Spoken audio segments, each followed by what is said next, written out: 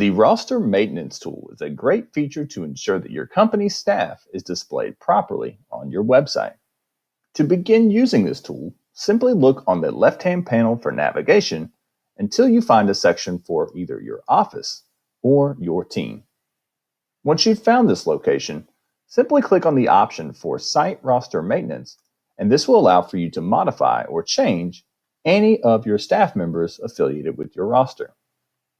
Within this, you can modify the position of each individual within your staff, as well as making any necessary modifications in terms of any of the contact information presented.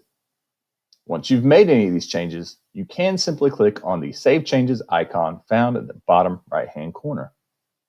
If you're looking to add new members to your staff, you can do so by simply clicking on the Add Agent icon, which will allow for you to go through the process in updating any of the agents you would like to request.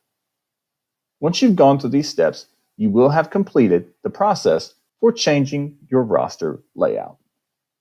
For additional questions, please reach out to our support team.